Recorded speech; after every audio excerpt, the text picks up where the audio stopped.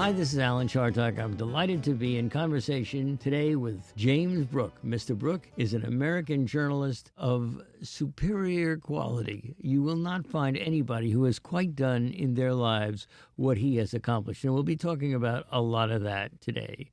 From 2010 to 14, he was the Russia former Soviet Union bureau chief for the Voice of America, based in Moscow for VOA. He wrote Russia Watch, a weekly blog. Before that, he worked as Moscow bureau chief for Bloomberg. Before Bloomberg, he reported for 24 years for the New York Times. I know them, largely overseas in countries such as Japan, South Korea, Ivory Coast, and Brazil. Brooke graduated from Yale University with a BA in Latin American Studies. He was a stringer for United Press International as a student. After graduation, Brooke was a freelance reporter and part-time staffer at the Berkshire Eagle in Massachusetts from June 1977 to April 1978. We'll talk about all of that with our guest today, but first, welcome, James Brooke. Thank you, Alan. It's a pleasure to be here. Well, we are delighted to have you because you are the man of the hour. So let's start with Ukraine. How did you come to get situated so that you knew so much about that country? Thank you, Alan. I have about 15 years experience with Ukraine. When I moved to Moscow in 2006, I made trips down there, and then I moved there in 2015. So I have 8 years in Moscow working as a reporter and 6 years in Ukraine working as a reporter. So I know both sides of the coin. Are you a language person? Do you know languages? I studied Russian in college, but the Soviet Union was in a deep freeze with the Brezhnev years, so I put it on hold for 20, 30 years. But I did study Russian for 3 years in college. Well, what was living in Moscow like? It was a lot of fun. Was it? It was, yeah. I had a great time. And I had this penthouse apartment paid for by VOA, thanks to American taxpayers. And the story was okay because Medvedev was the president and he was a so-called liberal. Putin was sort of in the behind the scenes. You know, he was having this affair with a gymnast and he really wasn't focused on running the country. Right. And then towards the end of my time, he came back with a vengeance and started cracking down. But I had 5 good years without Putin in charge. Was it the old Moscow when the communists were running it, or was it a liberated place? Oh, yeah, totally wide open and cleaned up, physically cleaned up. You know, water sandblasted the buildings, took off some of the communist names. Everything was, open. When I first went to Moscow in 1991, you needed permission to fly out of the country. You needed permission to do this, that, the other thing. In 1991, maybe there were 15 hard currency restaurants. By the time I got there to live there in 2006, there were like 1,500 restaurants. So there are plenty of restaurants, nightclubs, things to do. The museums are great in Moscow. It's a great city. It's a world-class city.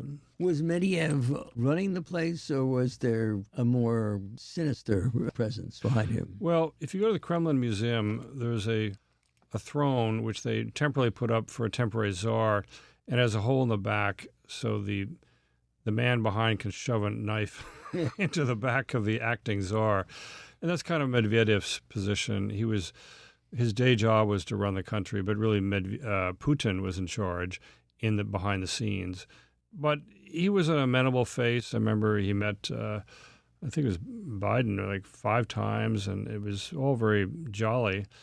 But he was a figurehead, essentially, and Putin was the power behind the throne. So tell us a little bit about the Voice of America. How political was it? Did you have to hew the line, or how free were you to do what you wanted? I was free to do what I wanted to, and frankly, the U.S. government had forgotten about VOA, and it was one of the most demoralized small agencies. And the Russians had also forgotten about VOA.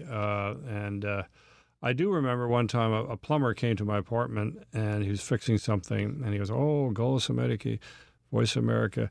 My father sat in jail for 4 years for listening to VOA. Wow. So there was a period when VOA, I'm talking about the 70s, the 80s, even the 90s, it was very important. And then it became relevant by the time I took the job over. I had a lot of fun. I moved from radio to video. I traveled all over the place. And now, because Putin's cracking down, VOA all of a sudden is very important, and people are following it through the internet largely. He took them off all the radio repeaters in Russia. but Radio Free Europe and Radio and Voice America are very important for Russians to get a different point of view. Now, they also listen to German radio and BBC, but it's very important to get the non-Kremlin point of view. And the Kremlin controls all the TV and all the radio and all the newspapers in Russia. It's a So total... let me ask you the crucial question. What's it really like with Putin? Who is the guy? Well, he's turning 70 in October, and I think he's worried about his legacy. He does not want to be remembered as the czar that lost Ukraine. And so he's had this bug in his ear about Ukraine for 15 or 20 years. Really? And he went down to Kyiv in 2004, told them how to vote. They didn't vote his way. And in fact, they rose up in the first Orange Revolution. 2013, he offered a $3 billion loan to his pal, who was then president, and the people rose up and said, no, we want to go with the EU, not with Moscow. So he's, two strikes, and now we're seeing a military strike. He's given up on the political route, and he thinks he can restore Ukraine to Moscow's control through military means. I frankly think he will lose in the long run. There may be some temporary territorial real estate gains, but he's lost the hearts and minds of the Ukrainian people.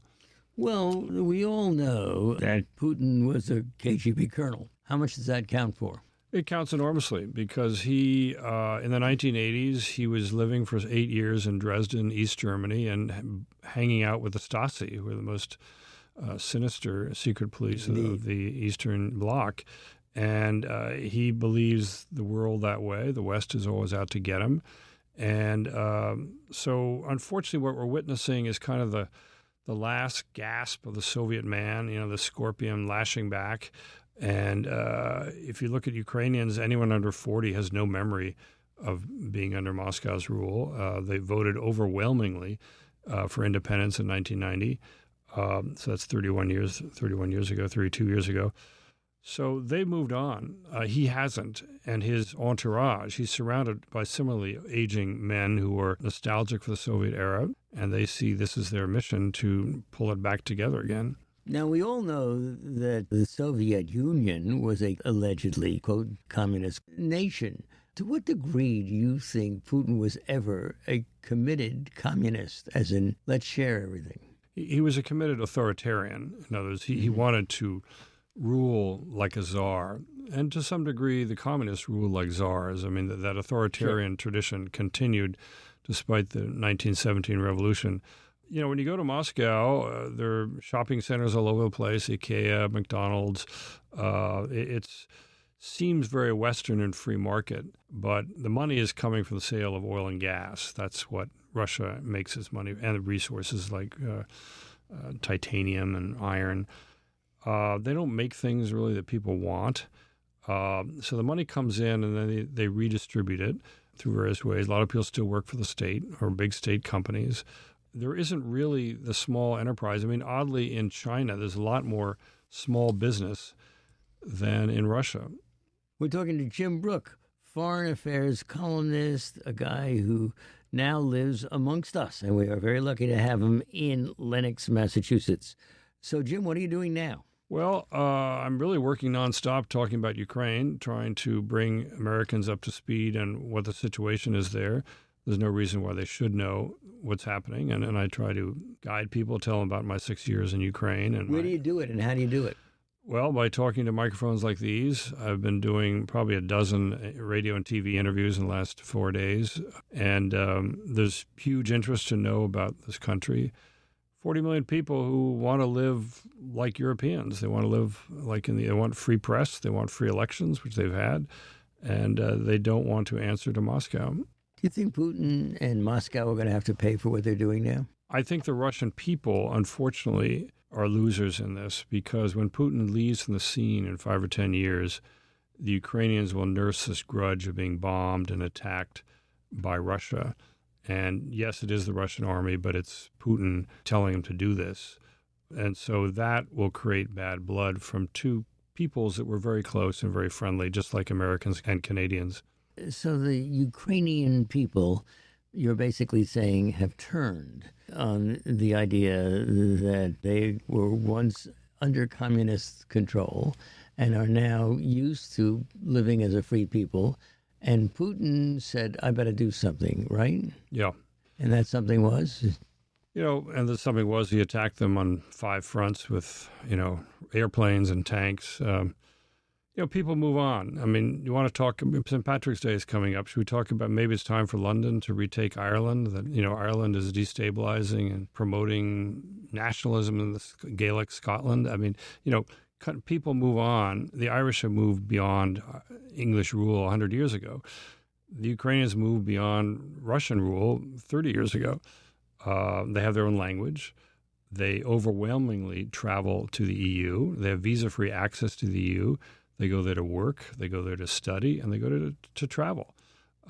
When I was there, when I moved to Moscow, I thought that when I moved to Kyiv, I thought that my friends from Moscow would come down and visit. No one ever did in 6 years. There were no direct flights.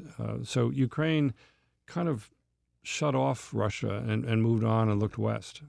We are talking to James Brooke, a distinguished journalist with an incredible career. So maybe you could take us through some of that.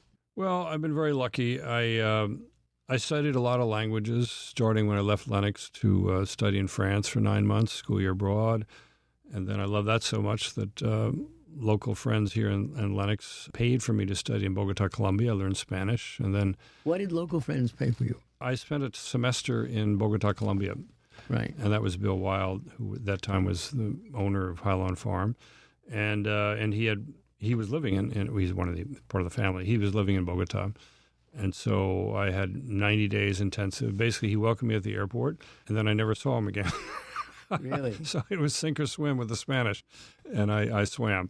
He set me up with a local family, and it worked out wonderfully. And I love Colombia, I love Colombians, and love South America. And then I studied Portuguese in college and Russian, odd combo. The foreign languages were tickets to work overseas. And so I had 2.5 fascinating years in West Africa, based in Abidjan. There was not a long line of people who wanted to work in Africa. They all wanted to go to Paris. And who sent you there? The New York Times. So Right. I was the New York Times West Africa correspondent. How did you get a job with the New York Times? Well, I wasn't getting hired by the Berkshire Eagle, so that was disappointing. I'll go to the Times. Yeah, I was working in the South Berkshire Bureau, half-time, part-time, and I wasn't prospering. So I heard that James Reston, who was the eminent Washington columnist at that period, he needed a clerk, and I applied, and he looked at my CV, and he said, I've always said that Americans will do anything about Latin America, but read about it. So in his little way, decided to compensate by hiring me. And that was a great 1.5 years. I didn't get hired, worked for the Washington Star. And then I decided to try my fame and fortune doing it as a foreign correspondent. So I bought a one-way ticket to Rio and started writing stories for the Washington Post and the Miami Herald. How did you convince them to hire you? Well, being a stringer, you're never hired. You're just paid by the article. Right, I get it. And this makes me sound like I'm approaching middle age, but actually in some of the cases I would actually mail the stories. They're called mailers, written on onion skin paper with black and white photos. And then I two-timed the Miami Herald and the Washington Post. I did the same story, identical story. It was a very sexy story about this guy who has murdered his wife on the beach north of Rio and ended up being on the cover of Cosmopolitan magazine. But before that, it was on the cover of the Sunday Washington Post style section and the Sunday Miami Herald. And the morning after, they were really pissed. And they called up, and instead of firing me, they decided to hire me. And so I was hired to become the South America correspondent for the Miami Herald. So I understand it. I certainly know that Miami is the unofficial Latin American capital of the world, right? Yeah, all roads from Latin America lead to Miami, and they care a lot about Latin America. It's a bilingual city by these days, and Miami Herald's a bilingual newspaper. There's the Spanish edition and the English edition. So being a bit of a schemer, I opened the Miami Herald office across the hall from the New York Times office. Hello, here I am. And made sure they saw every single one of my stories, the good ones. And that led to the Times hiring me and sort of working my way up through their system. And they hired you because of your Latin American interests? It was rare to hire someone who spoke Portuguese and had experience. They're looking for ambitious 28-year-olds who can climb the greasy pole, which I did. And I kind of gamed the system. I had 4 foreign jobs with the New York Times, which is at that point was sort of a record. And a lot of fun. And that's when the New York Times had money. I used to joke that the back page of the Sunday magazine would pay my salary and travel expenses for the year. I mean, it was a real money-making machine. Right. And then later on, they didn't have money. Yeah, and that's when I sold my stock at the bottom of the U. Yeah, interesting. So tell me what working for the Times was like. Well, I would never do what I'm doing now. I would never talk to reporters or anything. I was very cautious about keeping my head low and avoiding controversies. I remember I was asked by Larry King to go on, because at that point I was in Denver, and there was a Jean-Benet Ramsey murder case, and they said, "Oh, come on, talk." And I turned them down, and the New York Times did not want their people out there showing that they had opinions and showing they... That has shortchanged now. That's changed, maybe not for the better, but we were very anonymous. We had our bylines. We didn't want to get into controversies. The upside of that is that I think the essential rule to being a good journalist is to be a good listener, not to do what I'm doing now, which is talking, but to listen to people like you, Alan, and to our sources. What do they have to say? Listen to people. That's key for journalism. So there you are, working for the New York Times, and proceed with the story from Latin America. Well, first I did West Africa, then I did Brazil. What made you go to that? That's so interesting looking at your background. What made you go from Latin America to West Africa? Well, I actually, within the Times, I went from West Africa to Latin America, to Brazil. I see. And, oddly, in Africa, speaking French and Portuguese was very useful. And I remember I was at a overseas press club thing in New York in October, and this guy comes, "Jim, I remember when you were translating for us in Angola." And I kind of rolled my eyes because I hated translating for other people, but he was in the LA Times. But, that really opens the doors if you can speak the languages and you go to someplace like Angola or Mozambique and they speak Portuguese. And so being one of the 3 people inside the New York Times that was a decent reporter who spoke Portuguese, the natural next step was to send me to Brazil. Actually, I wanted to go to Argentina, but I sort of felt I'd done Brazil, but I went to Brazil and had a great time. I clung to that post like clinging to a telephone pole in a hurricane. I mean, I broke records at that time for staying in Rio for 7 years. It was great, and I loved it. Went everywhere, and they never would question where I'd go, and I'd just deliver stories. And I remember the foreign editor saying, Bernie Wertzman said, "Jim, working with you is like getting little Christmas presents, 2 a week, and then I unwrap them and see what you're delivering." They would not question where I was going. They would not tell me to go anywhere, because the average American does not wake up thinking, "Gee, what happened in Brazil yesterday?" It was up to me to tell them. So who were the major capitalistic American influences in Brazil at the time? Well, Ford was there making cars, and there were foreign investors. What's happened since I left Brazil is that the number one trading partner is no longer the U.S., it's China. So the Chinese have displaced the U.S. in some degrees as the number one trading partner, maybe not investor. Brazil has diversified a lot. When I was there, they set up their own South America common market, Mercosul, and trading heavily with Argentina. The EU has come in strong. So that U.S.-Brazil dependency or codependency has really lessened the kind of vision you may have had of the relationship from the 1960s and 70s. That's changed a lot, and they're much more diversified. We're talking to James Brooke, who is a foreign affairs columnist and obviously one of the people in America who most people want to talk to because of what he has been doing. So, James, take us on the trip. You're in Latin America, in Brazil. What happens next? Well, I wanted to go to Mexico, and then I was, quote, demoted to Denver. And that happened. I think they want to bring guys home, men and women, so they don't go sort of native. And Colorado, to be the Rocky Mountain bureau chief of the New York Times is sort of a dream job, partly because New Yorkers see Rocky Mountains as kind of a foreign assignment. It's way out there. And once again, I had free play to roam around New Mexico, Montana, Utah, do all these great features, and not really a lot of breaking news. I had the Matthew Shepard killing. That was breaking news for sure. But, I had a New York Times Jeep and almost had a New York Times ski pass. I paid for that part. But, the whole family went skiing in Vail all the time and Loveland. And it was great. We all loved Colorado. And I hung on to that one for 7 years. But then they needed someone to cover Canada. And then the Times at that time was starting to run out of money, and they got in a tax fight with the Canadians. So oddly, I stayed in Denver in my house, which was at Evergreen, and covered Canada out of Colorado.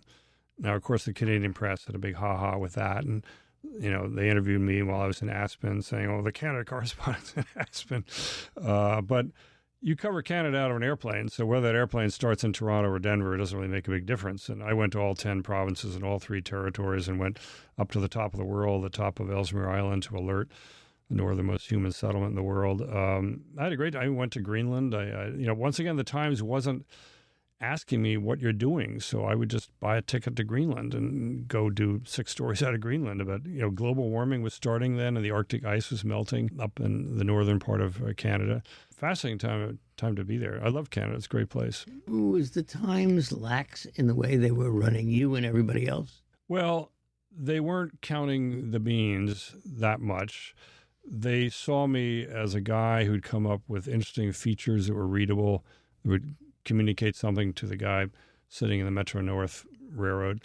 And I wasn't given these sort of breaking news areas where you had to be filing all the time. And once again, that was the New York Times had basically one deadline. I mean, it was a couple of deadlines. But after Canada, I went to Tokyo. And when I went to Tokyo, I was writing for the New York Times. When I left Tokyo 5 years later, I was writing for the International Herald Tribune based in Paris, different deadline, the New York Times, and the New York Times website, which was like working for a radio station around the clock. And so it had moved from being one deadline a day to basically being 3 deadlines a day, which is pretty punishing for someone who's covering the nuclear bomb crisis in North Korea or something. James Brooke, how much of when you moved from one place to another was your decision as opposed to the Times? Well, I was always lobbying to stay overseas, and I didn't really want to go to Denver, but I fell in love with the place, and it was just super assignment. The family loved it. Japan just came out of the blue. I was literally standing on a huge mountain of wood chips at a logging company in Quebec, and the phone rang, and it was Rosenthal, the foreign editor, and he said, Jim, we got a problem in Tokyo. They're all fighting with each other, and you get along with everybody, and we'd like you to go to Japan. I've never set foot in Asia. No Japanese, none of that. No Korean. It was Japan, Korea. So I spent 5 weeks doing Berlitz Japanese in Denver, which was sort of a joke. But you are a languageist, aren't you? Yeah, but the problem was that I didn't get to do a homestay in Japan, so I didn't really get Japan underneath my belt.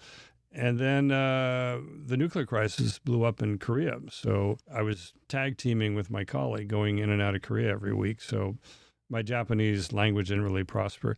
But Japan's a fascinating place. I got a little bored, spent a lot of time going up to the Russian Far East, doing stories, went down into the Pacific. I was always looking for some new frontiers and did stuff out of Guam and Saipan and had fun. Interesting place. We are talking to a remarkable journalist, James Brooke. James, or Jim, as I know you like to be called, you obviously are a guy who doesn't like to sit still in one place and to be defined by that. Am I wrong in that? Well, Alan, you kind of hit the nail on the head. I've visited 100 countries and filed stories out of 80. And so people think that I'm going to get restless in Lenox. I grew up in Lenox. And That's Lenox, Massachusetts, for those who are listening in another place. Go ahead. Yeah, I grew up in Lenox on Main Street, and I'm here because I want to be here on my own timetable, and actually left Kyiv 3 months ahead of the crowd. You have enough money. I'm sure that's what everybody listening to this radio I bought my siblings out for a small house, and so we have a lovely little house. Our son is in a great little school, Morris Elementary. And, I have, New York Times pension, and so I'm doing okay. You're old enough for pension? Yeah. Thank you. Very flattering. Okay, so you have this incredible skill as a journalist, and now, without realizing what was going to happen, Ukraine opens up, and you are the man. Yeah. it's like the wet leaf on the shoe and trying to get rid of it. I was trying to get beyond Ukraine, and Ukraine has come back and bit me in the backsides. I mean, Saturday, I was up with a laptop on my ironing table talking to CNN Brazil in Portuguese for an hour. Wow. I never thought I'd be doing that. But it's fun, and it's positive. It's a way I can help Ukraine and help people understand what's going on there. Well, but language plays such an amazing part in your success, Jim Brooke. I mean, think about it. We just say, oh, that's it. So he learned a language, he learned some words. But in the end, we Americans don't begin to appreciate what language means, do we? Well, I see language in a fairly utilitarian way, like a carpenter has a string of tools on his belt. And the languages were my tools for opening up these societies. And the distance I could go in Brazil or Angola with Portuguese or in French-speaking West Africa with French was great. You know, it really makes a difference. And I felt that frustration in Japan where I had to work with translators. But in Russia, it opens doors. And Ukraine is still a bilingual country, so you can get by with Russian. Did your parents appreciate your success? Well, my father was hid behind his New York Times.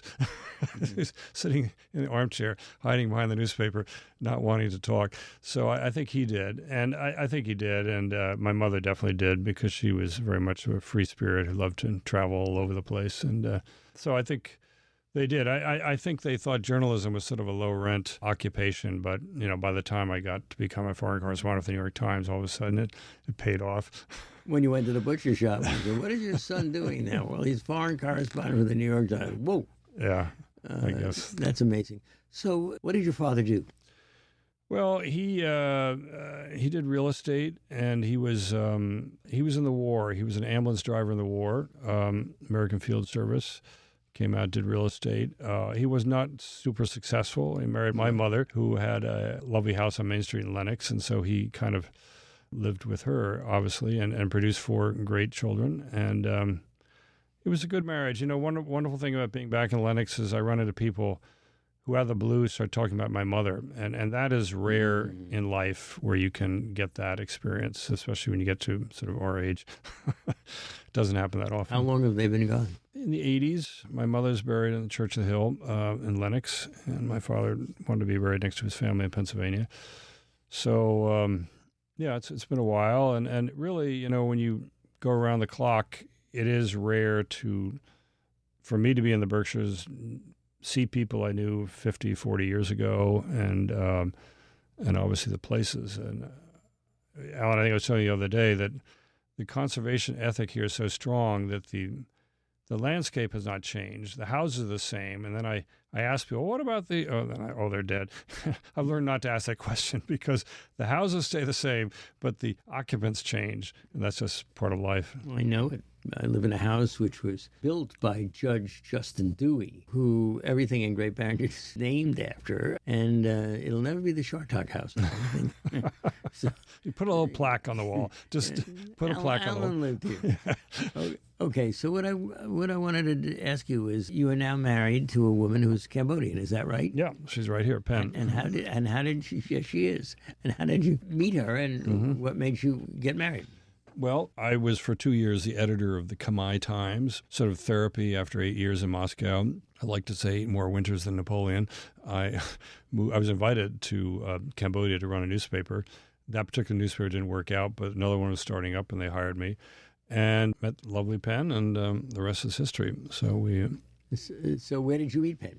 We met, she was working as a manicurist in a salon, and so kind of hard to not look at her. Well, she is a lovely lady. Okay, so let me go back to where we are in terms of your development. How long were you doing newspaper work before you decided you were going to come here and still do newspaper work, but do it piecemeal? Well, probably about 40 years at least, 45. You know, if you look at, I spent like 5 years in many countries, and I'd been in Ukraine for 6. And what I was doing was this Ukraine Business News, which was very loved. I had a huge fan group in Kyiv, and it was every weekday morning I sent out this email with 15 news items, very factual, very Bloomberg style. It was a 5-minute read or a 30-second scan, and that's where people are going. They want easy, fast information. I built up a large readership. But the emperor has no clothes. I mean, Ukraine is not a great investment story, and we're seeing that today. But we were also seeing that a little earlier, that partly because Russia was kind of breathing down their necks, foreigners didn't really want to invest in Ukraine, especially in the eastern part. So I arrived in Ukraine thinking, oh, this is going to be like, NAFTA and Mexico all over again. They've got a free trade pact with the EU.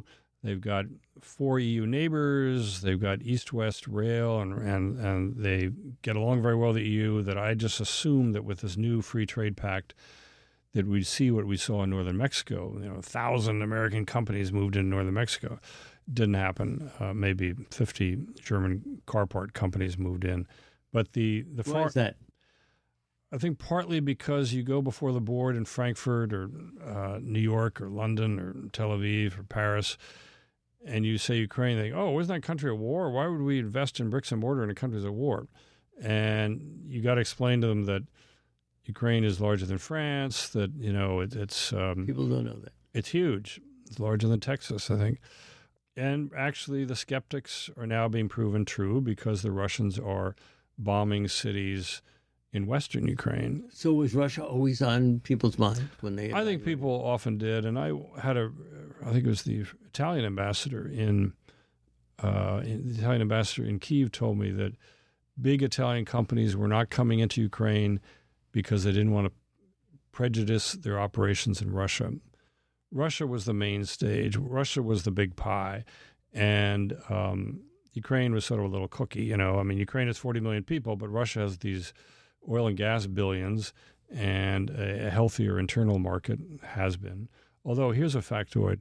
Until the war started, the per capita wage in Ukraine had gone above that of Russia. So Ukraine has a lot of assets. They have a very strong IT industry. They've been actually advertising for people from other countries. And, of course, agriculture, which is why the Nazis invaded, 75 years ago. The black soil, the black earth, and it's a world food power. Now that you mention it, Putin has now accused the Ukrainian leadership of being Nazis. What do you make of that? Well, he's played up a lot the Soviet Union's victory in 1945. He never mentions that the Lend-Lease program, where the U.S. and the U.K., to great lists to our lives, our merchant seamen, we sent vast quantities of tanks and trucks. So he's played up the World War II victory as their victory. Obviously, Holocaust to some degree echoes with the Russians. The odd thing is that Ukraine, once again, has moved on. They had a free election 2.5 years ago with 7 candidates from 7 parties, and they voted in the second round 70% for the Jewish candidate.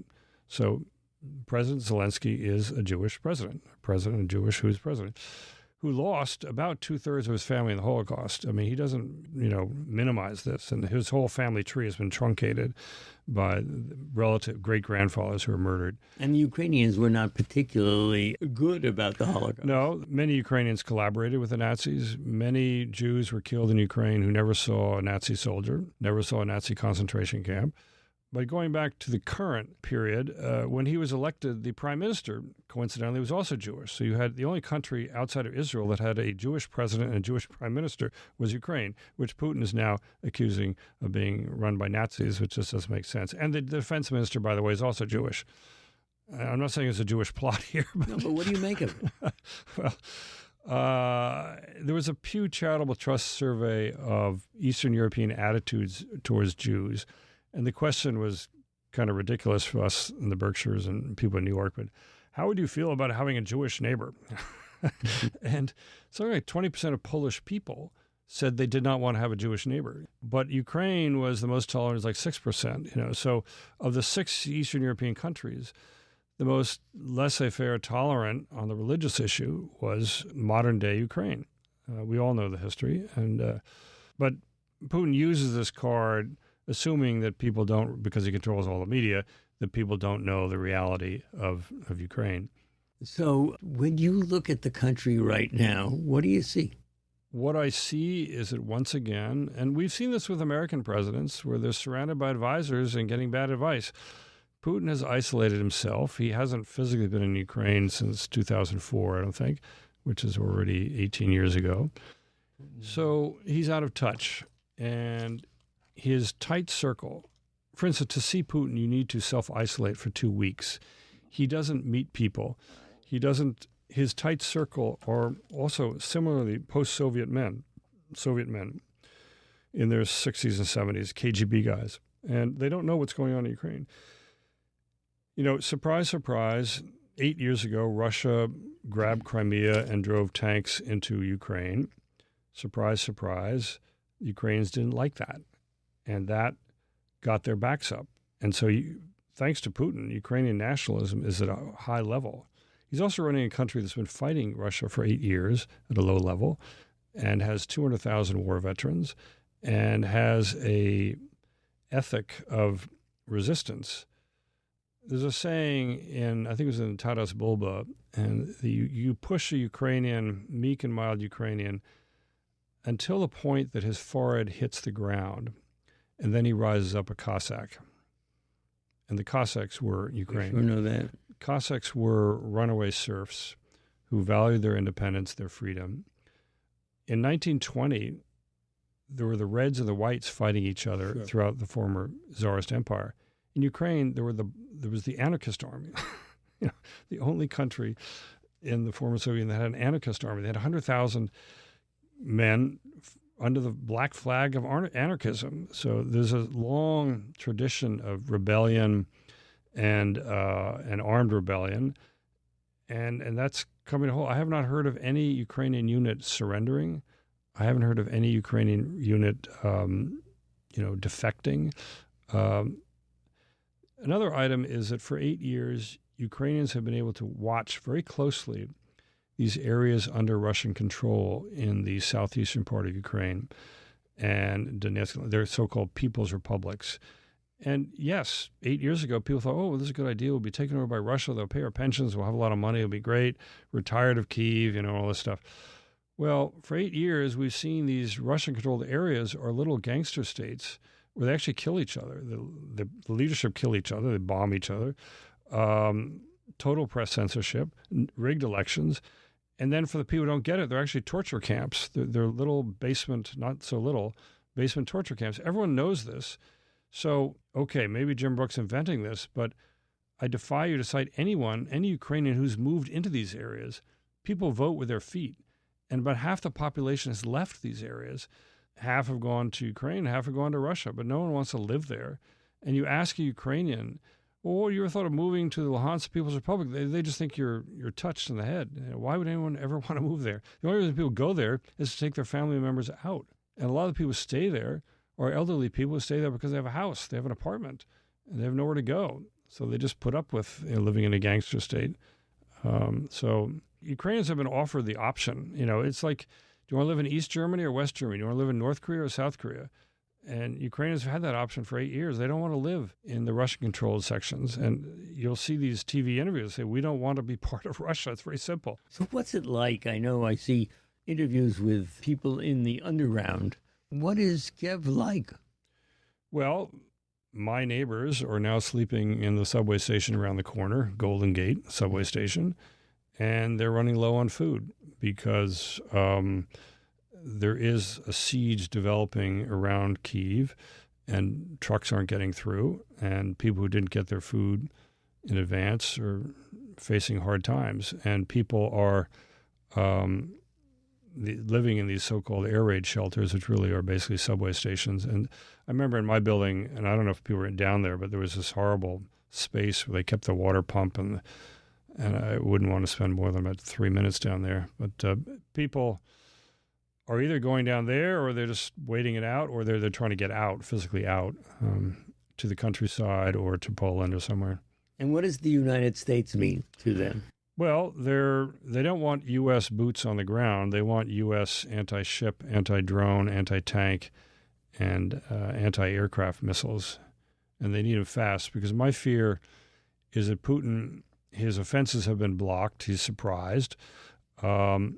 that he will resort to what he did in Chechnya and what he did in Syria, which is carpet bombing, just destroying a city. In Chechnya, I've been to Grozny, the capital of Chechnya, and it's all been rebuilt.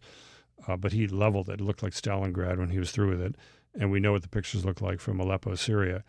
And my fear is that he'll be frustrated, so he'll take that out of his playbook and just destroy a Ukrainian city like, the Nazis did with Guernica. Okay, you give us a lot of problems, we're just going to flatten you.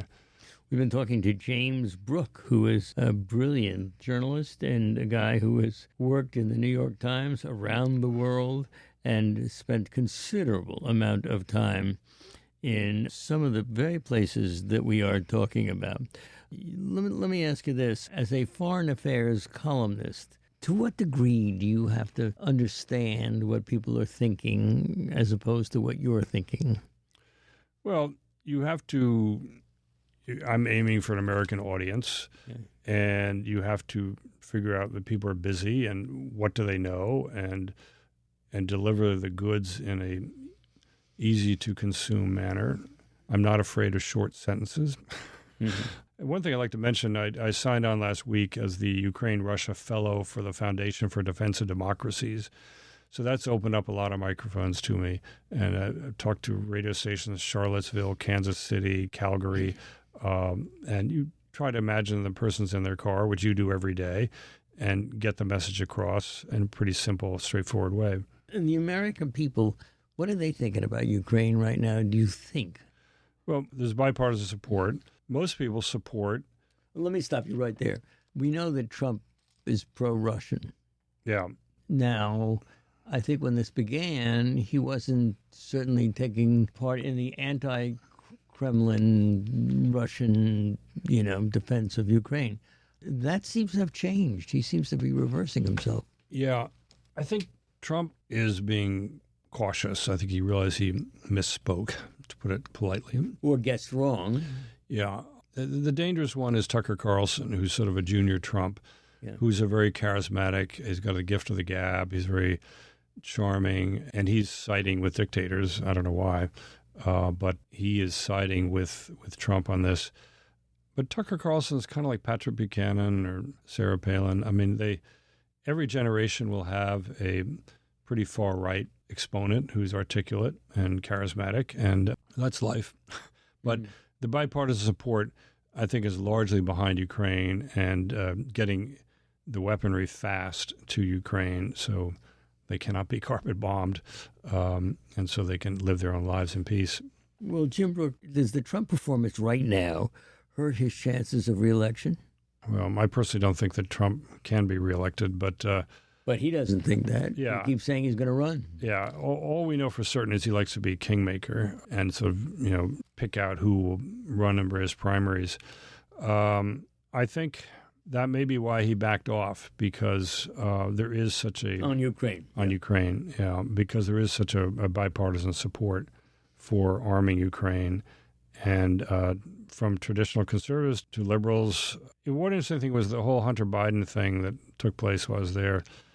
And it was very surreal because all these people later were parading through congressional committees, and they're people I knew, the U.S. ambassador, Masha, and the DCM, the number 2 of the embassy. And it was odd that Hunter Biden was on that board.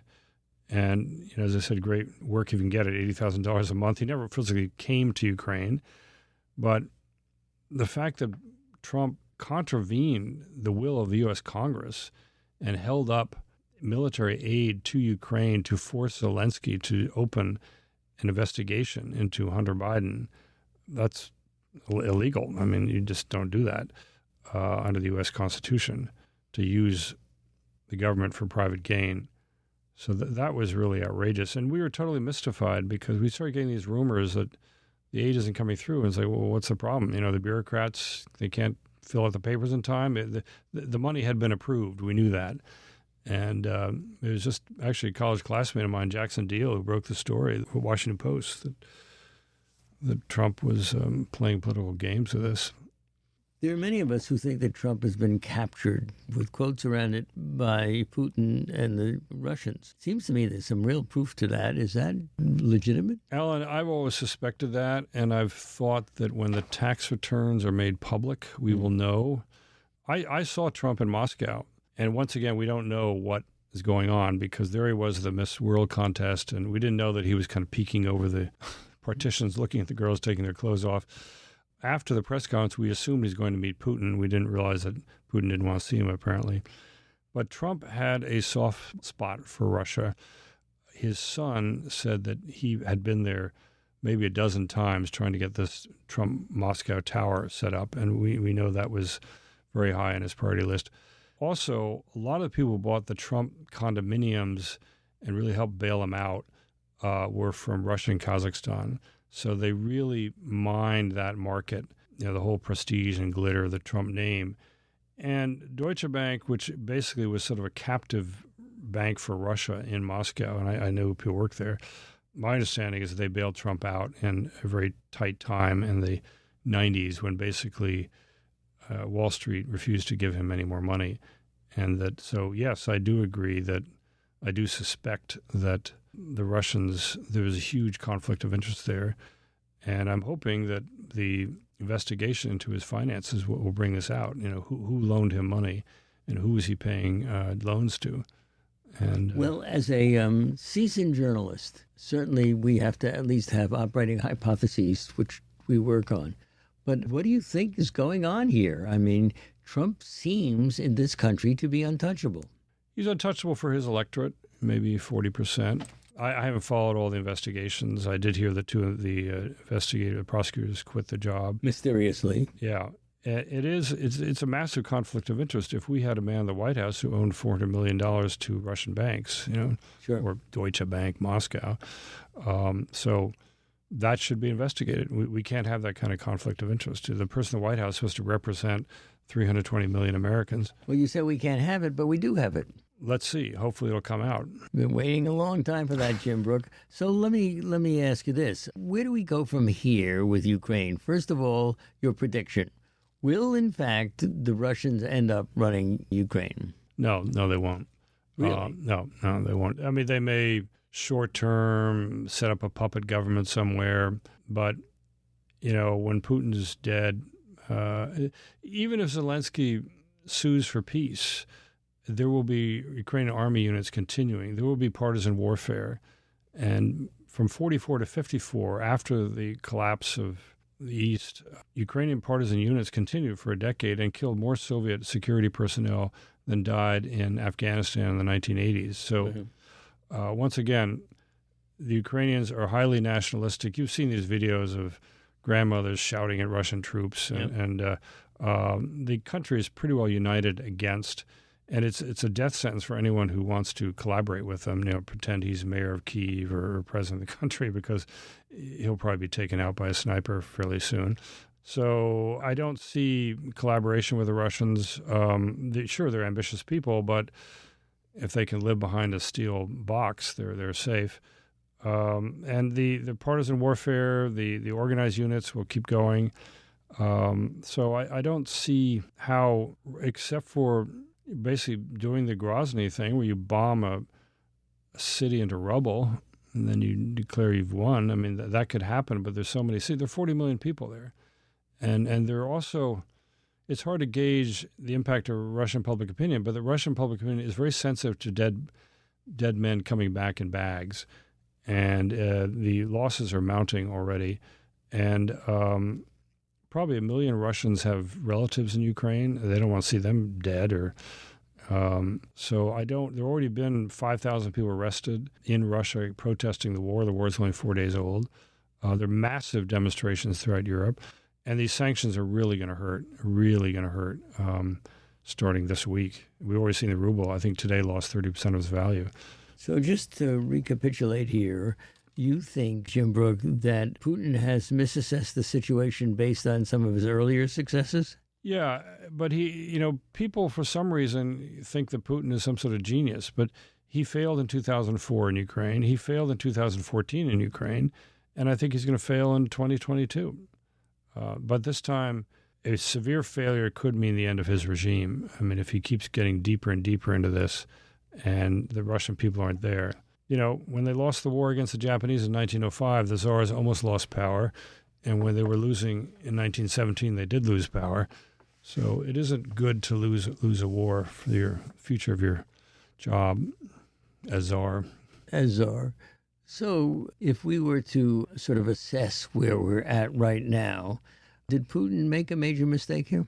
Yes, he did. He did. He's given NATO, he's revived NATO, he's revived Ukrainian nationalism, he's suffering huge economic sanctions. Now, he personally, some people think he's the richest man in the world, he personally can be unaffected by this, but, you know, there may be mobs trying to put his head on a pike, you know, outside the Kremlin walls fairly soon. So we've talked about Putin a lot. What about Biden? Has Biden misplayed this? No, I think Biden has actually done well. Biden screwed up in Afghanistan this summer, and that unfortunately the Kremlin thought they'd been given a green light. And I was in Kyiv when that happened, and the Kremlin propaganda was saying, Ukrainians, you're next. They were saying it's back in August. But since then, he's, I think, redeemed himself. He's been very proactive in outing the typical sort of Russian Soviet tricks that actually go back to the Tsarist era. These false flag, you invent a pretext to invade, you create some sort of protocol of Zion or some sort of weird propaganda thing. This is not new. The Russians have been doing this for a long time. And Biden exposed all this stuff continually and put them on the back foot. And so they had to go in, or they felt they had to go in without this propaganda advantage. And there was no illusions that this was liberating Ukraine by any means, or had been invited in by Ukraine, or there was a pretext to invade. All that stuff was stripped away. So, James Brooke, I must say, I'm so delighted to have had a chance to talk to you, because you obviously know a great deal more than most people will ever know about Ukraine. We've been in conversation with James Brooke, and we are delighted that he has been able to spend this much time with us. Thank you, James. We so appreciate it. Thank you, Alan. It's been great. Hope to do it again.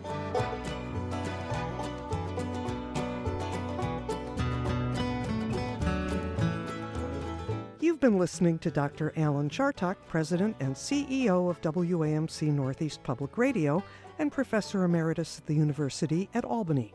For more information on WAMC's In Conversation with Alan series, or to order a physical copy, call 1-800-323-9262, or subscribe to our podcast on iTunes, Stitcher, or on the Google Play Store.